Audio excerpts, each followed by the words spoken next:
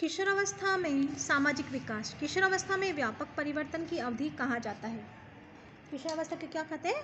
परिवर्तनों की अवधि कहा जाता है। लगभग 13 से 14 वर्ष से 19 वर्ष तक मानी जाती है।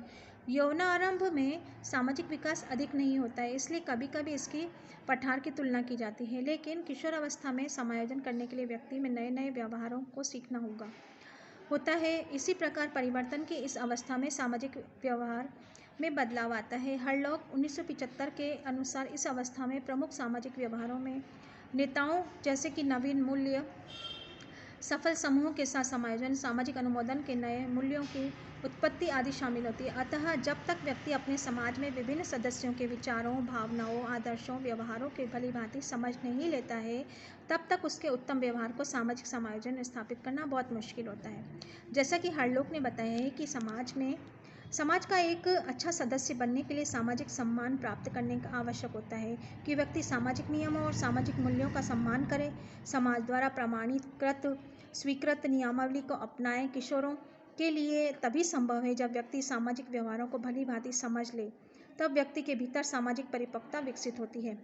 किशोरावस्था में सामाजिक भावना जोर पकड़ने लगती है और किशोर किशोरियों में माता पिता की छत्र छाया से अलग करके अपने समूह अधिक आनंद व संरक्षण के भाव की अनुभूति होती है। वहाँ तक कि वह अपने समुदाय के लिए सर्वस्व अर्पण करने के लिए तत्पर रहता है। माता पिता का दखल अथवा उसके कड़े नियंत्रण से भाग निकलने के लिए बेचैन रहता है। अपने मित्र का चयन स्वयं करता है। सामाजिक उत्तरदायित्व संभालने की वृत्ति भी जागती है। किशोर समाज के अपने एक स्थान बनाना चाहता है। वह यह चाहता है कि लोग उसके महत्व को स्वीकार करें। वह जीवन का एक ऐसा दर्शन चाहता है जो सुख, शांति और सफलता प्राप्त करने में सहायता प्रदान करे। किशोर इस अवस्था में सामाजिक दबाव, संबंधों का सामना करता है और वह ऐसा कार्य करके दिखाना चाहता है कि वह समाज उसकी आलोचना करने की बजाय उसकी भूरी भूरी प्रशंसा करे। किशोरावस्था में संज्ञानात्मक विकास।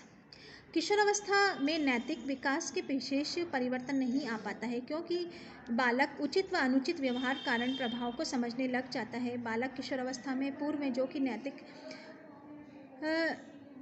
नैतिकता सीख चुका होता है, उसका व्यवहार में लाता है, उसकी आक्रामकता बढ़ जाती है। इस अवस्था में जिन बालकों में नैतिक मूल्यों का अभाव होता है, उसके अनेक अध्यापकों, सहपाठियों के साथ दुर्व्यवहार करना है, विद्यालय से बाहर धूम्रपान करना है, विद्यालय की संपत्ति को नुकसान पहुंचाना है, उनके विरोध हाथापाई करना है, परीक्षा में नकल करना है, धमकी देना है, लड़कियों को साथ अश्लील व्यवहार करना है, दोष दिखाना है।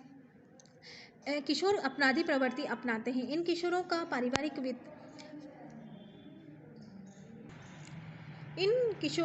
को पारिवारिक वातावरण असंतुलित होता है। इन परिवारों की लड़कियां नैतिक व्यवहार अनुकूल नहीं होता है, वे अपने अपराधी प्रवृत्तियों में लिप्त होते हैं।